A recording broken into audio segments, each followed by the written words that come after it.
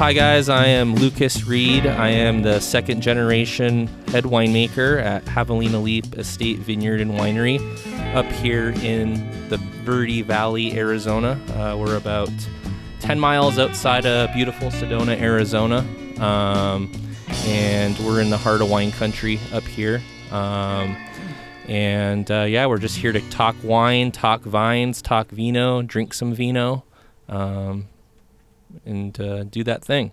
I mean, that sounds like a perfect, what is today, Thursday? A Thursday afternoon, right? Yep. I had to switch my chair because I'm like really good. I'm too big for that lean back chair, so yep. We're back at it. Well, yeah, so for the audio listeners, we are on what do you call this area? This is the park. It is very unique. It's a mesquite kind of sanctuary, and if you look around and you drive around this area, this is the only one like this. It's an extension of the bird sanctuary across the street.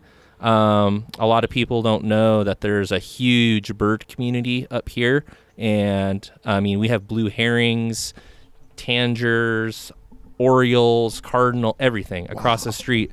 People come all across the world to come bird view right over there. And this is a kind of a piece that kind of crossed over the creek.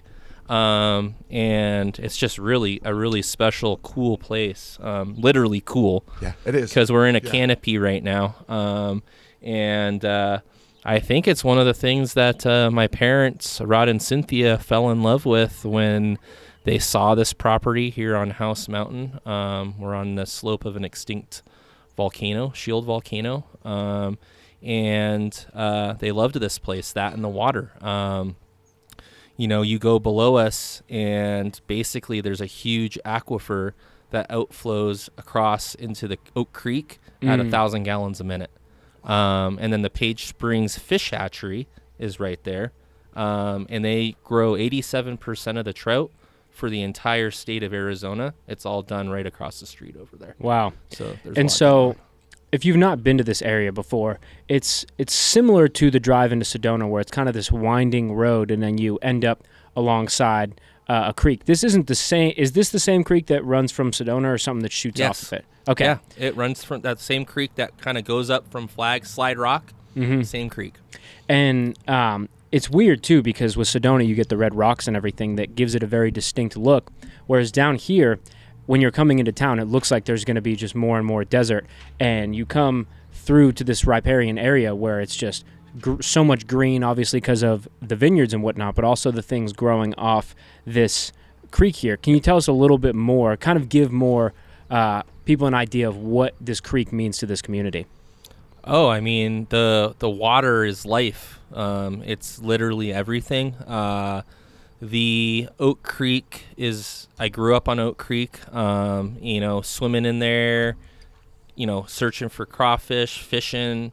It's just beautiful. And it gives so much, to the community out here. It gives the green, it gives the water, it gives everything, for the community. It's beautiful, brings in the wildlife. So it's definitely number one on the list as far as importance for the Verde Valley, Page Springs, Cornville community here. It's pretty cool how it kind of cuts through the the brown of the high desert, right? Yeah. And it's got it's that green streak that you can just see. It's so lush and yeah. Yeah, right now it is, and it's dry right now. I was just looking at my numbers because I keep track of all this stuff. Being a vineyard grower, and just in general, I really like plants and things like that. Right now, we're supposed to have around 3 inches of rainfall for this time of year, and we're at about a half an inch right now. Okay. So it's dry right now. But in general, it's usually greener. In general, up in this region, but that's not only along the creek itself, but in the surrounding area. Yes, okay. yes. And it's dry right now, and that's something that I think it's just everywhere in the Southwest is kind of west, the whole West, right now. How do you deal with that as owning a business that is so dependent upon it not being dry? Like, how do you? Well, that's why it's good to be farming vines, because grapevines are one of the least, they don't really take that much water. Okay.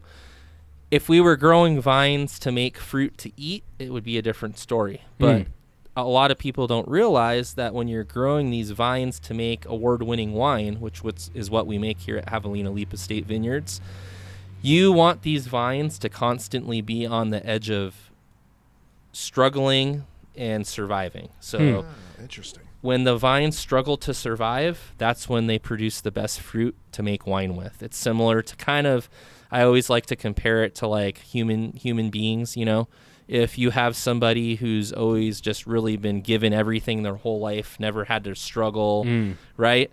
If you have someone that's really gone through it and struggled, but they made it, right? It's usually a little bit more character, right? So the vines are the exact same way. If you make them struggle, but you obviously don't want them to die, the fruit that they make is just better for making wine. It has a better chemistry to it, and and everybody knows that is growing vines. So you don't. That's why with a lot of areas in the world where just stuff grows really well, like I would say, I'm just throwing stuff off the top of my head, like Florida or something, where they have rain and it's humid and stuff just grows.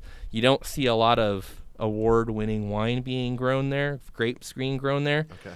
Because of that fact, Sure. You don't want them to grow too much. You want them to kind of struggle. So that's why a lot of award-winning wine, like Spain and all these different places, it's dry. Those vines struggle. I'm going to make note of this, and you feel free to take this name if it hasn't already been taken by someone else, but I think you need to do a blend called The Fruits of Adversity. Ooh, That's definitely the best beverage name I've ever come up with. Eric's got some pretty good ones. He's got a long list, but that might be in my top 5 at least. That's a good one. I might use it if he doesn't. That's nice. That's nice. We and that's kind of a cool thing is that we are traditionalists here at Javelina Leap. We do everything kind of the old world way. So pure vintage, pure varietal, not a lot of blends. We only do 3. The Prospectors, the Rock Slide, and the Cuvée, Red Canyon Cuvée. Besides that, every single wine, we made 20 different types last year, is 100% pure and all from the same picked year.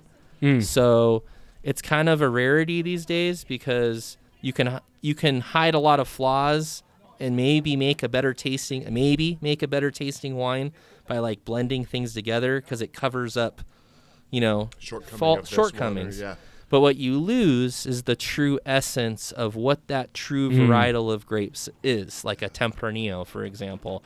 And I think a lot of people are really wanting that as they get more into wines. It's like this wine is like this thing. It's like you start off and you like sweet wine, and then as your palate evolves, you want more and more of a pure certain types of things. It's kind of interesting that way, how you get more and more picky. You want to explore history a little bit. It's like single malt whiskey type there of you thing, go. right? Yes. Yeah. If you could, give us an idea of what the process front to back is for a traditional winemaking with some technical components, but really kind of like also shed a light on how things are done in a modern way that differ from what you guys do.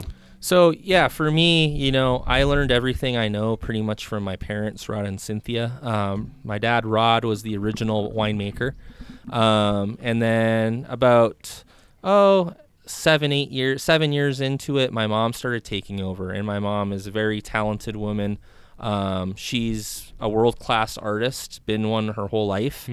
And she was really able to take that artistry and put it into the wine. And winemaking, I always say, is the ultimate fusion of art and science. It really is. And every winemaker out there is a different percentage of artist and scientist. Some of them are like my mother. She's probably more like a 90% artistry, 10% science. Whereas then you're going to have winemakers who are 90% science-based with just a little bit of artistry. And then you have everything in between that range. And that's why everybody's making different types of wine, because everybody's a little different. So a lot of what I've learned came from them. I got a hands-on 101 experience from them, but I've also been blessed to grow up and grow in this industry and just know a lot of other winemakers. And I tend to pick things up from other people really easily. So, I'll see somebody else, something that they're doing that I like, and I'll just kind of cherry pick the best things that I see from other operations, other winemakers, and kind of just put my own spin on it and make it my own. So it's a combination of those things. We have a college here in the Verde Valley, the Yavapai Wine College.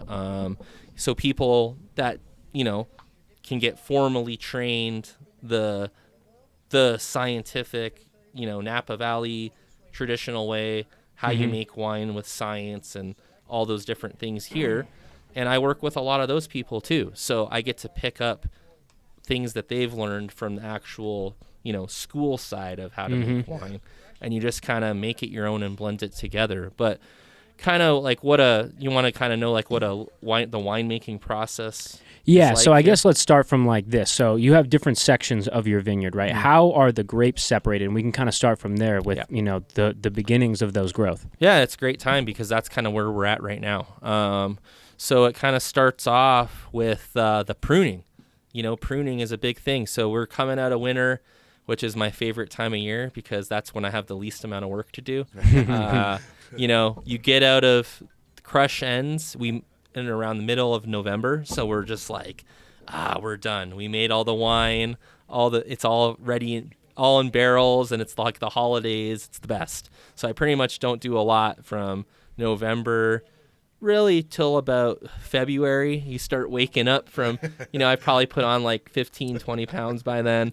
Just, it's like, oh man, you kind of just like you're a hibernating bear or something. You Takes can you a kind of month just to get out of it. You're like, and the vines are hibernating too. So they look like they're dead, and people always come here and they're like, are the vines dead? No, they're hibernating. They like kind of suck back in themselves, and all you'll see is these shoots. They're basically just look like dead sticks coming off the cordones of the vines, and that's kind of the beginning of the process. Is okay, we gotta start stripping off this wood. And you start kind of doing like a little cleanup and clipping off all these long shoots. And that kind of starts out early in February. And then it's a timing thing. So then it's time to actually do your real pruning. And that varies from operation to operation, from vineyard to vineyard. Because what basically happens is once you prune that plant, you're going to start budding out a few weeks after that. And what that means is if it freezes and you're budded, you're going to have some frost damage on your vines, which can be catastrophic. And this year was a great example of that. I've lived here since 1989, and I've seen it snow here. I have like the first couple days of April, I've seen it. And my dad always taught me, don't prune the vines until the second half of March, because we get random late freezes here in April sometimes. And it happened this year. We had the latest freeze I've ever seen. It was on April 12th. And a lot of the vines here in this area, people, had pruned and they were budding and beautiful. And this random freeze came in. It was one night. It dropped down to about 27 degrees. And, the vines freeze, and it's devastating. It kills the bud for the year, and it can make it so you're not going to get anything out of that vine for the year. And it happened. And luckily, I listened to my parents once in a while. And I didn't prune quite yet. Or I had pruned just like a week before, so they hadn't budded yet, and we were spared at Javelina Leap. So that's the first step, is that when are you going to prune thing? Because there's that balancing act of how much growth do you want to get out of the vine this year, but you also don't want to run into a catastrophic freeze. Well, so it sounds like it's on basically a yearly cyclical basis, right? Yep. And that pruning step is what's going to set the stage for the rest of the year. Yep. Which is crazy to think about, that you do something wrong there, it could be affecting everything that you're doing. Oh yeah. 8 months later or whatever it comes out to be. Yeah, I mean, and that's another thing about this winemaking vineyard thing is it's a one shot. You harvest that fruit one time, the plant's done, you make all your wine, and if you mess up or something happens, you ain't getting another opopportunity till next year. Yeah. So yeah, we do that pruning, get those buds going out. We bud it out in April, and then what you guys are seeing now is just a good solid 4 to 6 weeks of growth. But we don't just leave those vines alone. We have been out there. One of the unique things about the estate vineyards here at Javelina Leap Vineyard and Winery is we grow Zinfandel. We are only one of 2 Zinfandel vineyards that I know of in Arizona. The other one is down south in Wilcox, and Zinfandel is one of the hardest vines to grow because it's very temperamental and it explodes. It likes to overgrow, which I was kind of touching on that with you guys. Mm-hmm. You don't want just as much growth as possible, because what happens is it dilutes the quality of the grape. So you have to constantly go into these vines and train them, kind of shoot thin, which means they want to grow 5 times as much as you need it. So you're constantly out there trimming them down, keeping them concentrated, focused on what their task is to grow just the correct amount of fruit to make that award-winning grape bundle for that award-winning wine. So that's kind of the stage we're on right now. Is that one of the more technical, here is an idea of how many leaves or whatever it may be that you would do metrics by, or is it more of just kind of having grown it several times and more of the art side, at least with how you guys are producing? Yeah, the vineyard thing is the same as the winemaking. It's that combination. I mean, there's the by the book 32 leaves per bushel of grapes. And then there's also, I've worked these vines for, 15 years. I know what they can do. And you just kind of go by your feelings and what works. That's totally correct. I use a combination of both. I'm probably one of those people that I probably fall right in the middle. I'm like 50% artistry, 50% science. Like you count all the leaves and it's like, that seems right, but I'm feeling a little bit more leaves. Yeah, exactly. I kind of go both ways. I go both ways, depending on how I'm feeling that day and how much Tempranillo I had the night before. So I mean, can I have some more? Yeah. If you're drinking a glass of this wine and you're Eric will allow you to do the pours.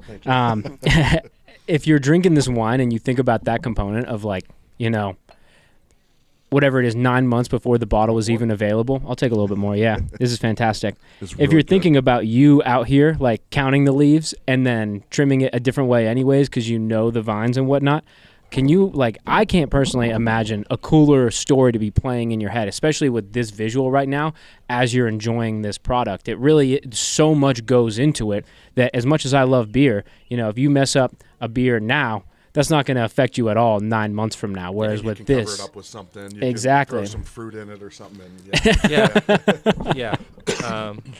Definitely. And there's a lot of pressure too. I mean, my parents live right up there at the house, and my That's mom. their house up there? Yeah, it's a nice house. Yeah. And my mom is. You guys know. Y'all know how our moms are. And imagine when your mom's an award-winning woman winemaker, and you're coming in, and she is not scared to tell me if something doesn't taste good. So that's awesome. It's a lot of, she'll, and if I, I appreciate her 100%. I've learned so much from her, and I really try to keep that dialed in and what I've been able to do is take everything that my dad and mom have taught me and really add on to it with just some of my own, my good qualities of things that I'm good at, with the science and stuff like that, but not lose the artistry that my mother brought in to the wine, that makes the Javelina wine really unique. Yeah. We don't make wine like anybody else around. It's very unique to Javelina Leap. We do things that other people aren't willing to experiment or try to do, things that are tricky, more work, more feel in it, and so far that's worked well for us.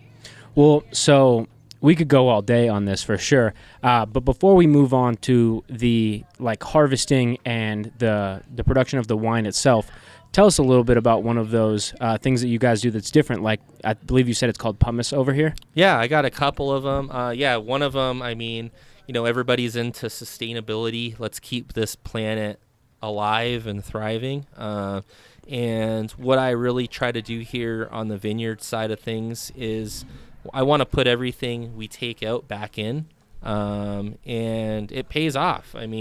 All it takes is a little bit of blood, sweat, and tears and ingenuity, and you can really make it pretty close to zero waste with what you're doing. We did a study with a professor out of U of A, and basically he came out and we tested the soils, and measured the pH and the biomes underneath, what's going on underneath the ground. And we took this pumice collection. We had been collecting it for about 20 years, our whole winemaking years that we've been over here at Javelina Leap. We had a huge mound of this stuff. And I decided, okay, we're going to start putting this into the vineyards. Let's see what happens. I had heard about it, read about it from different vineyards in Europe. So we had a little section that was kind of really struggling. The vines were struggling. I said, what's the worst that can happen? They're already kind of struggling over here, not in a good way. So we spread it on there, and it was amazing. Like that year, they were triple the size of the vines that we didn't do it on, and it was on a fine line. I was kind of showing you guys a little bit of that. It's hard to see it right now just because things haven't really grown. But anyways, he did a study on it, and the numbers and the things that it did, it lowered the pH of the soil, which is better for the vines because we have high pH soil here in Arizona. And it created special bacteria biomes underneath the soil. Just kind of think of like the probiotics in your gut. Same kind of thing, and we're able to put all that pumice, all the leftovers from the winemaking process, compost them, and then put them back into the vineyard. And it's also a natural weed barrier, so it looks cool, and it's just neat. So pumice sounds a lot like compost. Is it like the champagne of composts, if you will? I would say it's definitely the champagne of compost. In fact, I'm proud of that one. One story is my dad, Rod, who's just a real fun, interesting character. He once traded a tailored suit for a couple bags of pumice. So, and I believe he wore that suit and drank some champagne in it. So. Yeah. That is awesome. That is just like a good old-fashioned story that you would hear from talking with a farmer that me, who doesn't do any of these things, would never experience, trading pumice for a suit. But that's pretty awesome. We got one other thing that's really unique that we've been doing that's just fun. And this is from 16th century European winemaking. They didn't have plastics and all these things that when we make ferment the grapes, it's all done in, fancy stainless steel or these plastic, vats. Well, they didn't have any of this stuff. So what were they using? Well, they would use old oak barrels, right? So I saw some pictures online of this. And basically what they did is they would cut the tops off old barrels and ferment the grapes in there. So we started doing this 2 seasons ago. So I was like, okay, well, we have some old barrels that, I was going to get rid of, but let's try this. So we cut the tops off the barrels and fermented the grapes in these barrels. And oh man, it makes awesome wine. It's a pain. Yeah. Like an open fermentation It's an open fermentation, but it's a pain because you got to get the grape, get them in there, and it's just tricky, But what happens is, everybody knows that drinks wine and has been the wine's aged in oak barrels, and that gives it flavors of, vanilla, baking spices, the oak characteristics. It makes it richer. affects the color. Well, it's kind of like if you have your kid and your kid is like, playing some sport or doing something right from when they're 1 year old or born. They're going to be pretty good at it by the time they're a few years old. Well, if a wine is born within the oak, right, the way the DNA and all these complex, flavonoids of the wine integrate with each other, they're doing it right from birth, right? So what's happening is those oak characteristics I described are kind of just intertwining with the wine earlier and giving it a better mix in there right from the get-go. An artistic way you could describe that, at least from my perspective, is almost like it's part of the soul of the wine. It's innate to the wine. And those wines that we made were incredible. We did the Tempranillo Reserve and the Petit Syrah Reserve. And then this year I added on Zin Reserve, and that's our reserve label. And our reserve label, all those wines are oak fermented, and they're awesome. And we usually do like about 50 cases of those. It's like a really small production, really just for the wine club members and friends and stuff like that. So. Well, this is another pathway that we could go down for a long time, but like open fermentation is very different than how you typically make your wines, correct? Or we do all open fermentation here at Javelina Leap. We're 100% open fermentation. That's not typical for the industry, is it? I don't think so. I don't know any different because that's just what I've always done and been taught. I think it's a little it's a safer to do closed fermentation, but because on the beer side of things, which is more of our background, that's like I'm guessing, but probably 95% of beers, Right. Oh, for sure, yeah. I would think so. Yeah. But you're going to make better wine if you can do it open fermentation. If you're comfortable with it and you know how to do it and you can pull it off successfully, the wines are going to be better, quicker, younger with open fermentation. You're just giving that yeast more breath and oxygen, and it's absorbing the what's the word I'm looking for? Environment, right? Yeah. Remember like the I was talking about in the cave, that smell? Yeah. For example, if you did open fermentation in there, it's absorbing those smells because the yeasts are alive. The yeast bacteria is alive. So sometimes that yeast you're going to put it in there and it's going to die. It's going to be horrible, lazy yeast. Sometimes that yeast is going to be a rock star and, have lots of sex and make a lot of other yeast and, everything else in between. The yeast is, they're trying to control it and say this is what it's going to do. But with anything that's alive like that, you never really know exactly what's going to happen. So let's circle back a little bit to the harvesting of the actual grapes. Tell us around what time that happens and what the process looks like. Yeah, so the big push kind of just started yesterday, June 1st. You guys came over and popped in the cellar, and I was bottling the 21 Tempranillo. And basically what we have right now is we got to get 120 barrels of wine need to be bottled by August 1st. We have 2 months to bottle all that because... roughly how many bottles is that? Oh, well, it's about 3,500 cases, and then multiply that by 12.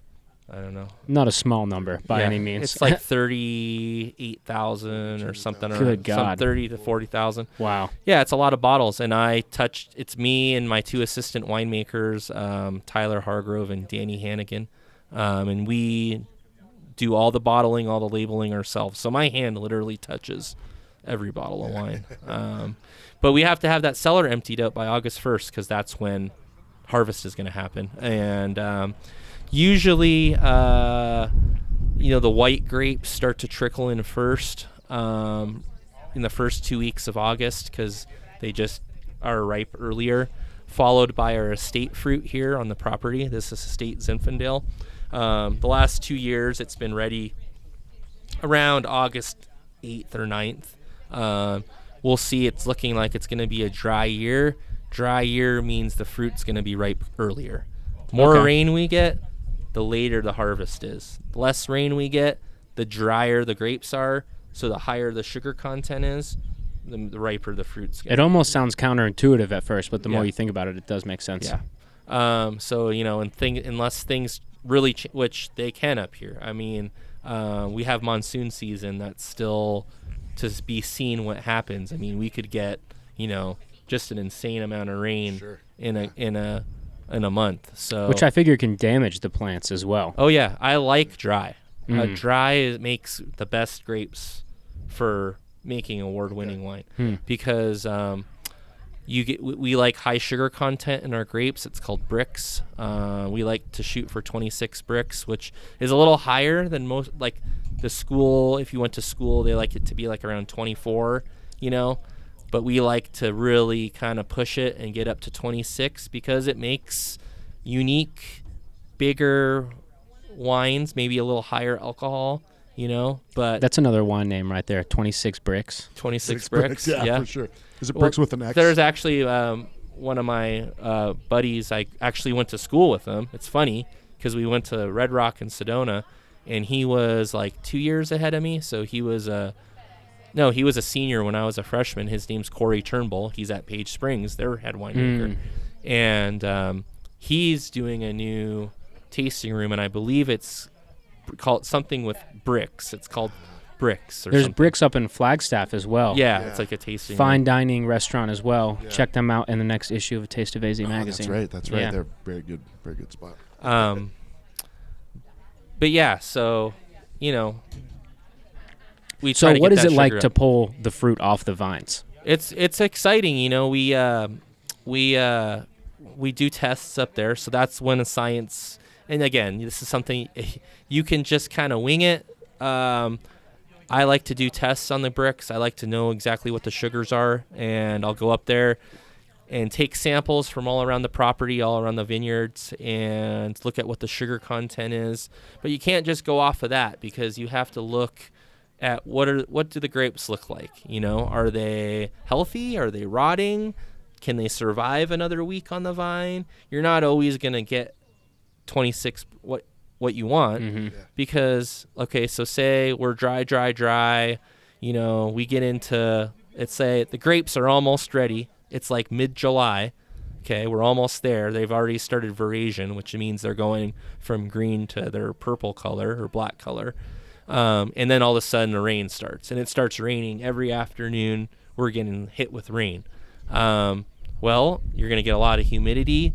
The bugs like humidity. Mold likes humidity. So now you have all these grapes that are getting stifled because they're covered with leaves and everything else. So things can start rotting on you really quickly, especially here at Javelina because we don't use pesticides and all these different things. So you really got to keep your eye on it and use your gut and say, okay, even knowing these might not be where I exactly want them, these things have to get picked. So you're using that kind of artistry, gut feeling side of the part. I'm looking over at the vines behind you, and I feel like I'm seeing fruit. Are my eyes deceiving me? Is that something else, or is that the form? Okay, so I didn't realize it took that long to actually grow and then to get to the point where you harvest it. The crazy thing is that last week, so you see this very first wooden post in the vineyard there? Mm-hmm.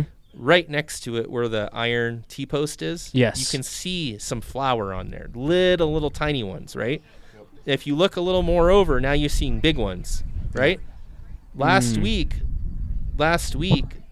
they were all like those little tiny ones, and that's how much they've grown. Wow. So it's crazy. They explode. And if you came in a week from now, it would be like full-size grapes on there. So this is how little I know about growing things. Is I see those and I'm like, oh, those would be ready in a week. If I didn't know that those went out till August, I would think like I would sit here waiting so I could eat some myself and then probably starve. And you know who likes the grapes right when they get ripe for wine?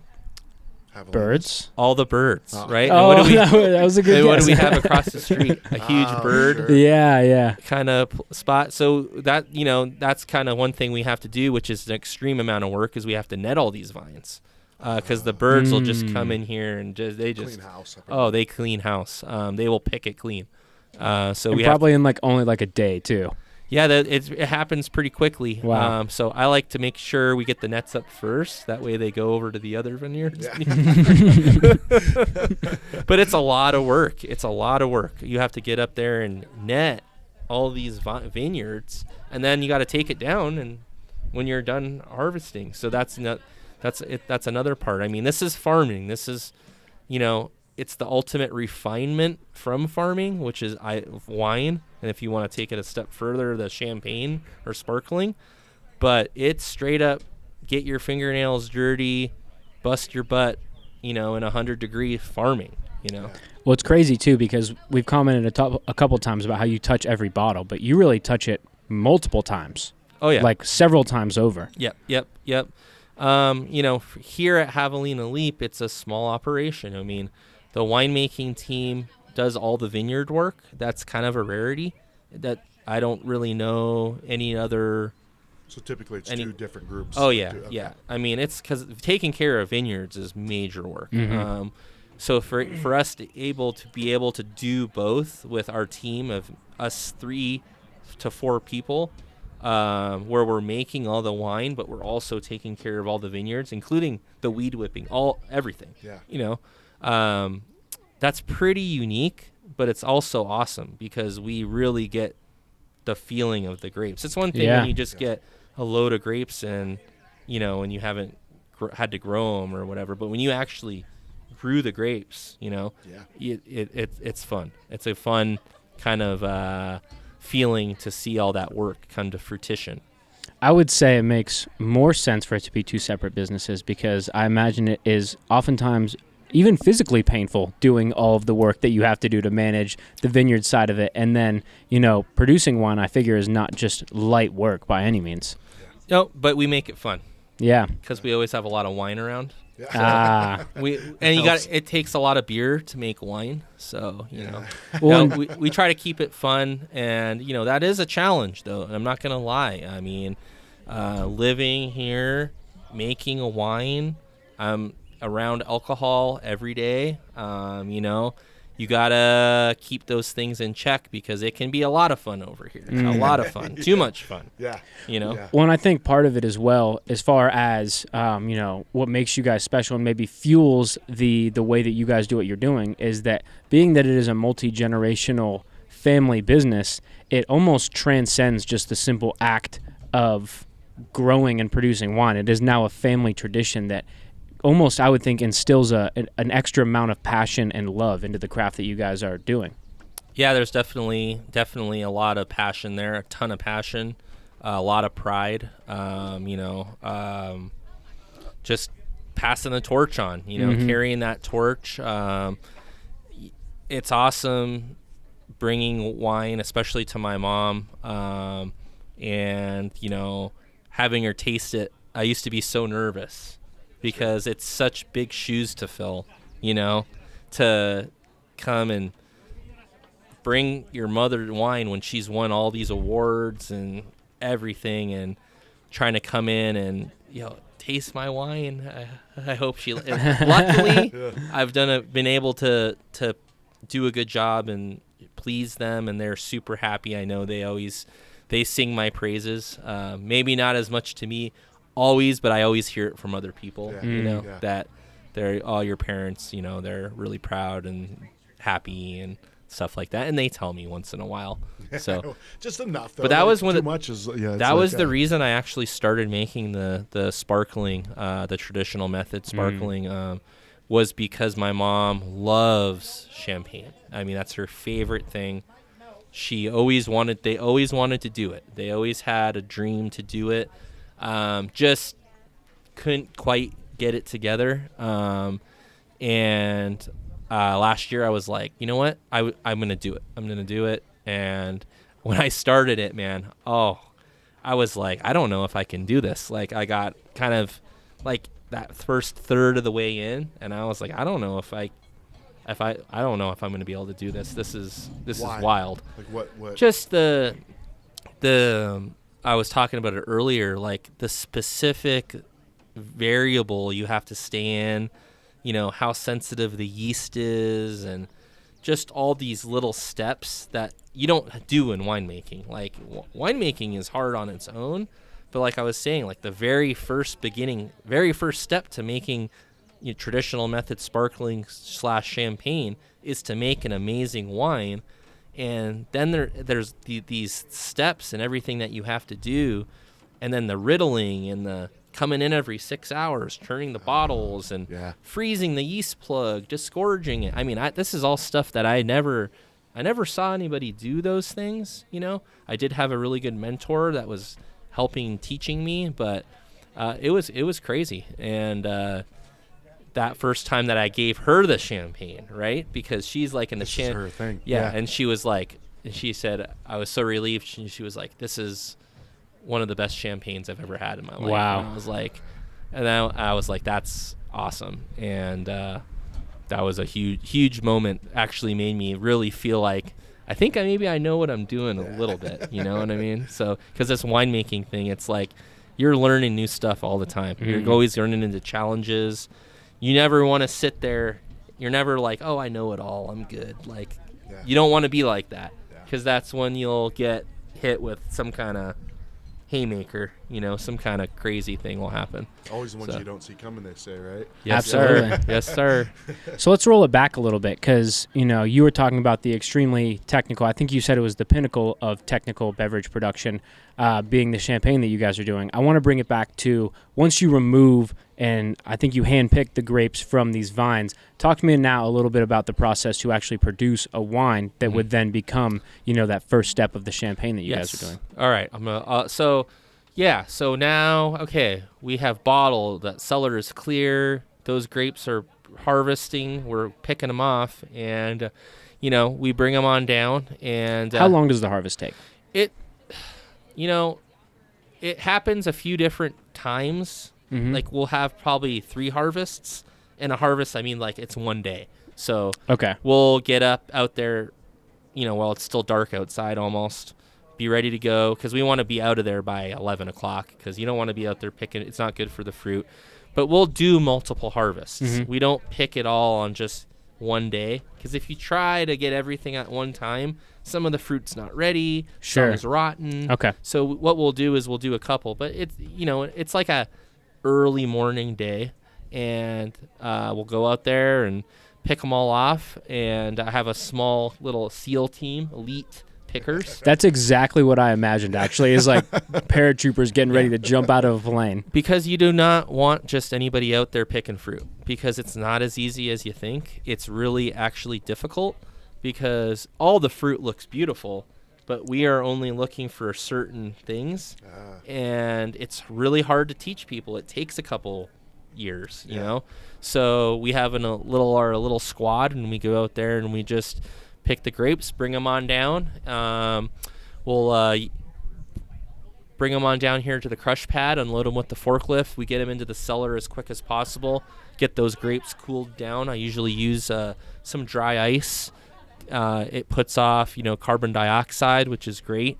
It'll kind of just protects the grapes, kills any little bugs that might be in there still, and get them cooled off. And then the next day, we will come in and we set up our European destemmer.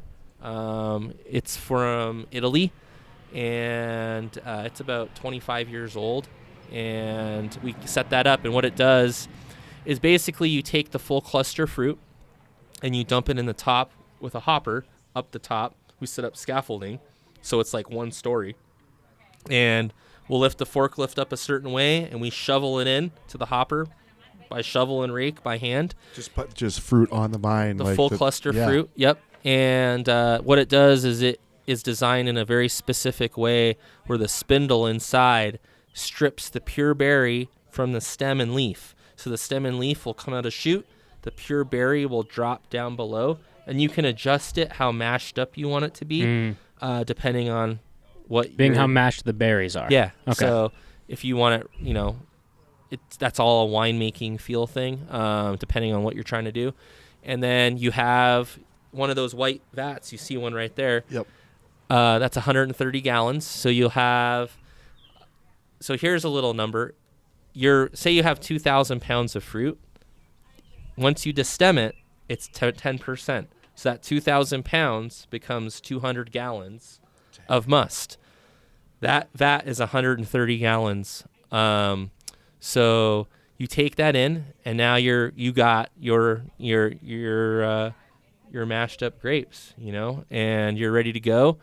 You're taking that into the cellar, and it's time to look at your yeast inoculation.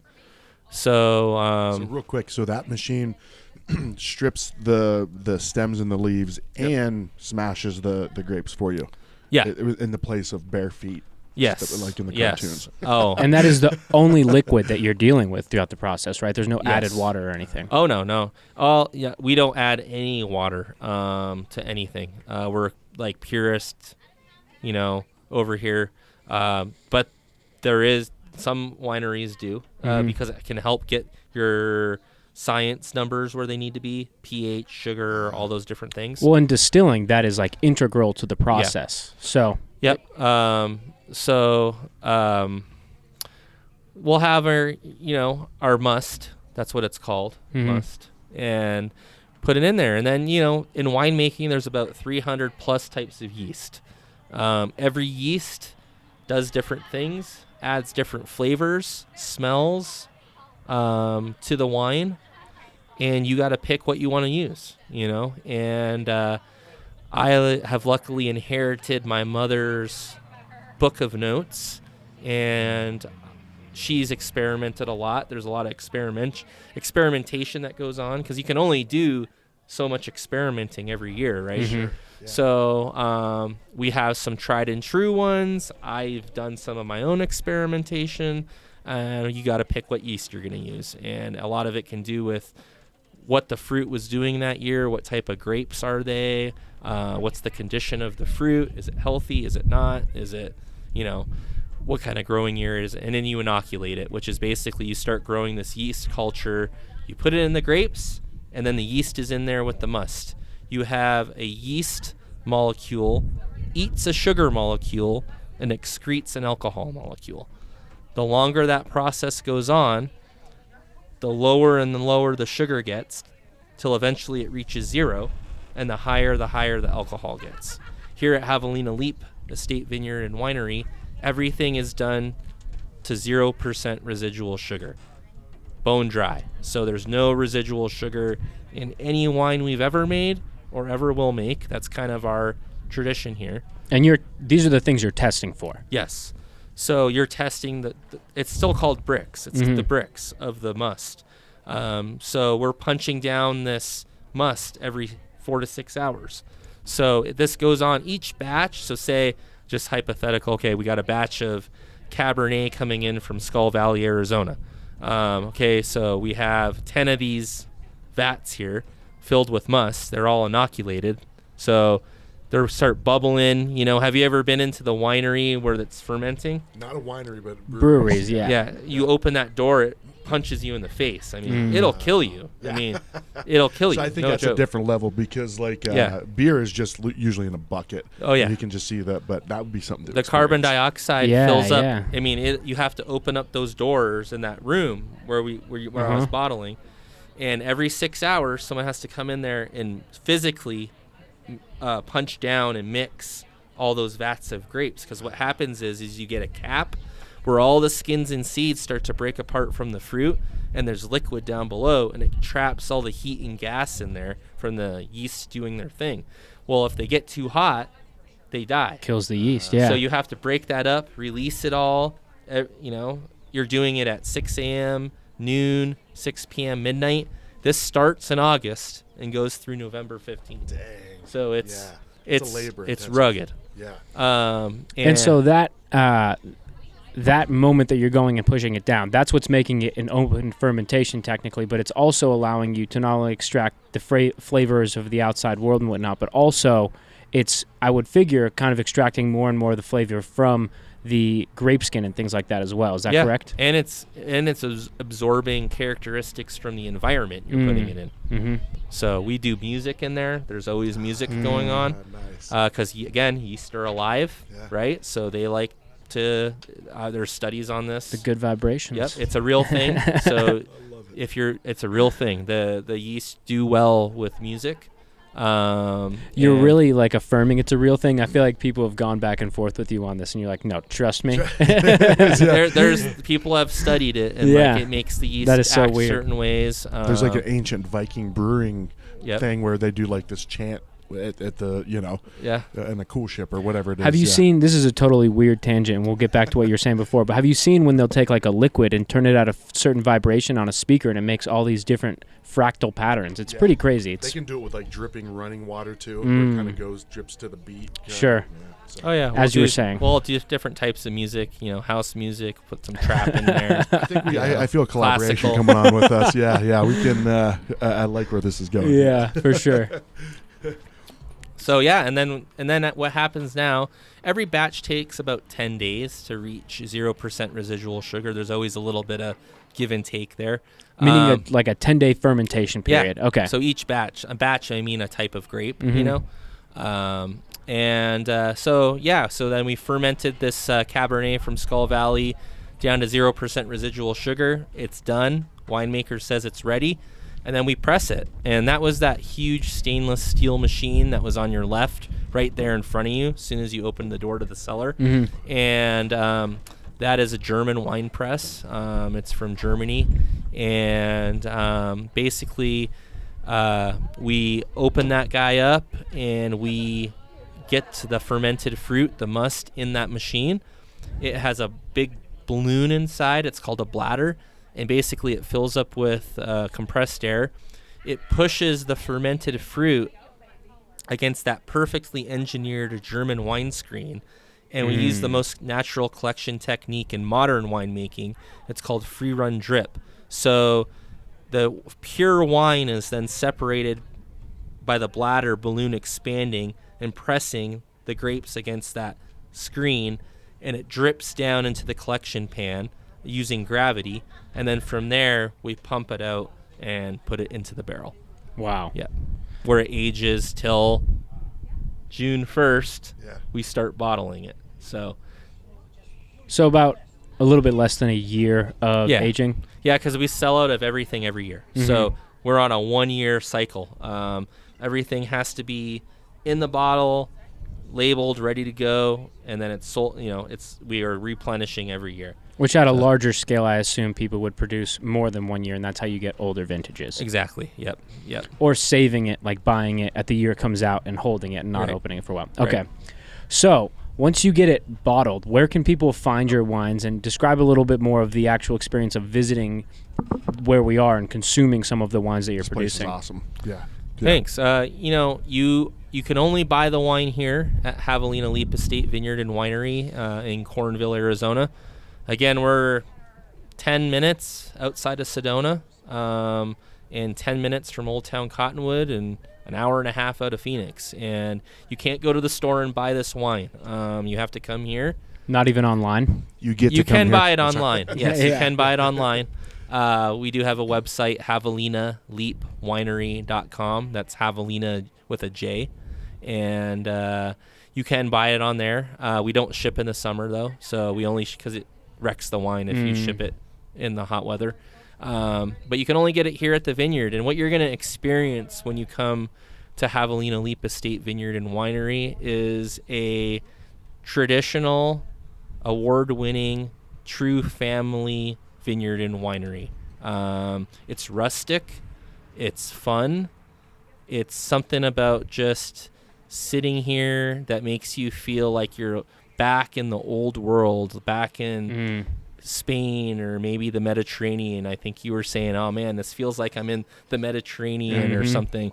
You're going to smell all the beautiful plants and flowers from the green belt here.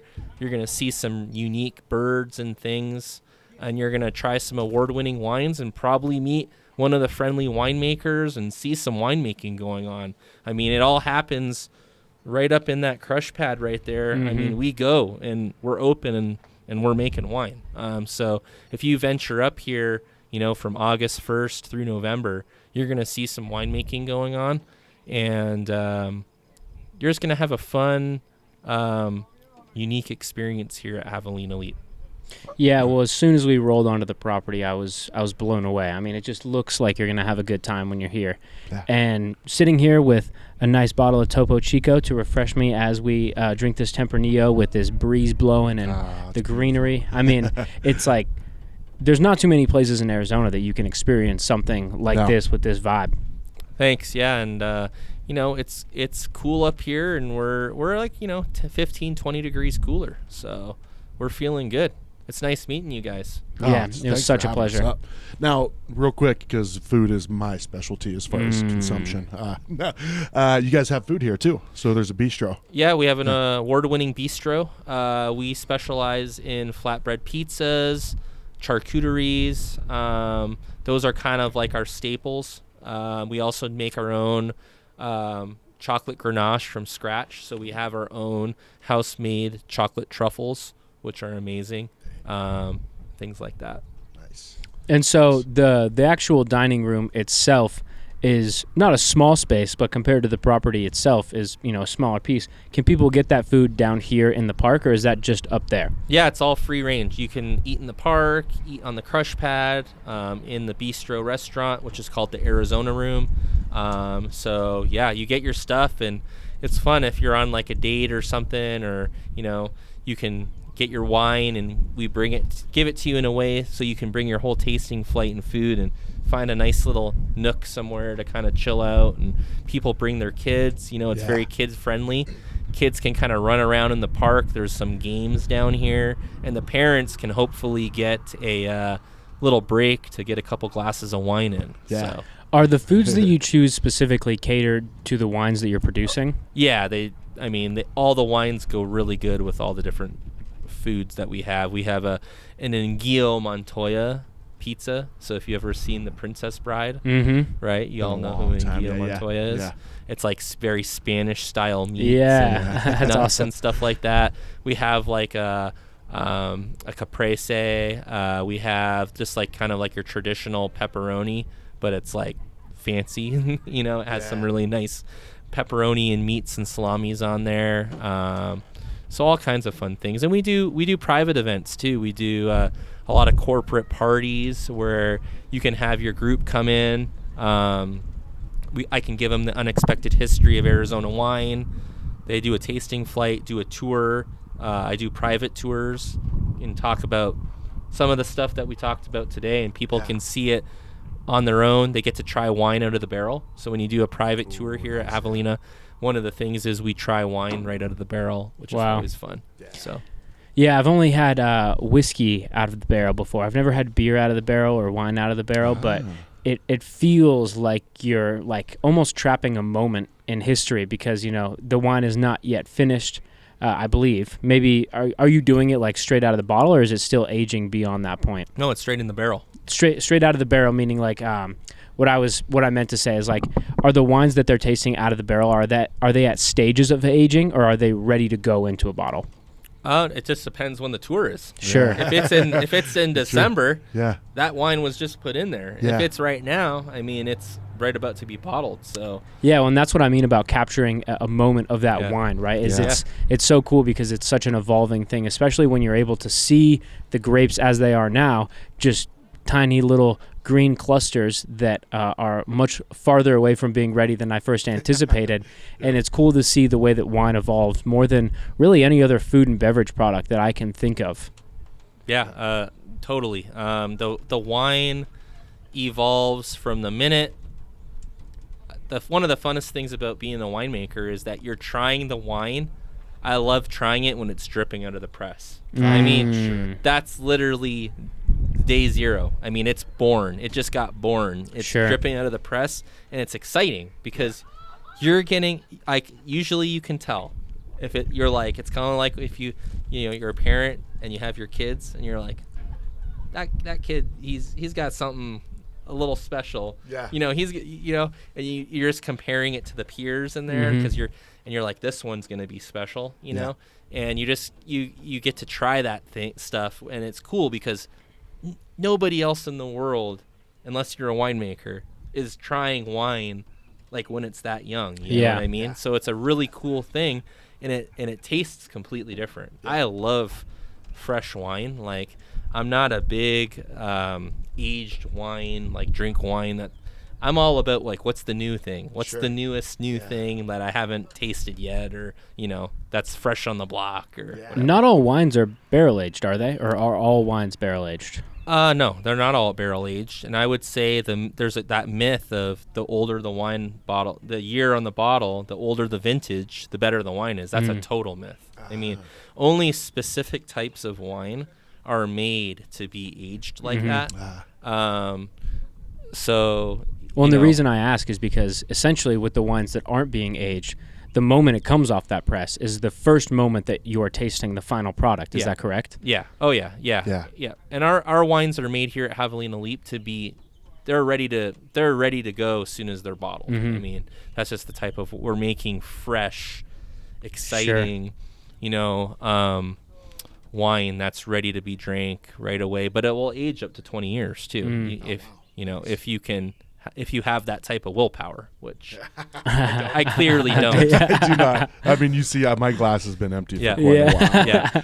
Yeah. So. Fantastic wine, though, man. Excellent place like this. I want to have you guys back out during Crush. Yeah. And you guys might be able to get one of these shirts. Okay. Okay. So like that. you gotta, and we'll, I think, if you guys saw that and saw like what it's like in that process, we would love it. It might actually blow my mind, like physically. Get you guys out here on one of the days when we're pressing, and you can actually taste that wine dripping out of the press. Man. So let's just stay in touch and let me know. Absolutely. Let me know what you need, and when you guys want to come back out for round 2. Yeah, I mean, this was so much fun. You might see me up here tomorrow, just like peeking my head in the tap room and getting some food or something. Anytime you guys want to bring anyone by, girlfriend, wife, Wife and kids. Can I bring the kids and me and the wife go somewhere? Yeah. You watch the kids, put them to work? No, but Tam in the tasting room might watch them. All right, cool. With enough direction, they're pretty effective, Dude, as long as you say, don't go out of the fence, they can't get in too much trouble. Yeah. So, they're good. Right, they'll keep themselves even busy. all the trees are low enough that you could climb them a bit, but you're not going to fall off and get severely injured. Out there and all kinds of stuff. There's bugs out there. Is that bocce ball right here? Bocce ball. We got cornhole. We got giant Jenga. We have sangria for the kids. Give them some sangria and truffle. Really? They'll be good. We got virgin sangria. That's a great awesome. right there. Sangria and truffle. This is great, man. So nice work with this. I don't know. Was that your dad in there bottling with you? No, that's Danny Hannigan. Okay. He is a retired homicide detective. He was with the Phoenix PD for 25 years. So his dream was to be in the wine business. Yeah. And when he retired, he actually went to the college, and he was a wine club member. And I kind of knew him already, and I saw him in the tasting room, and it was just right place, right time. Yeah. And I was like, well, hey, you want to jump in and help us? And this was like 2 years ago, and he's one of my assistant winemakers. My other assistant winemaker, Tyler Hargrove, I mean, he's 25, so he's already been here for 5 years. He just rode in out of Idaho one day, nothing, like had nothing. Via horseback?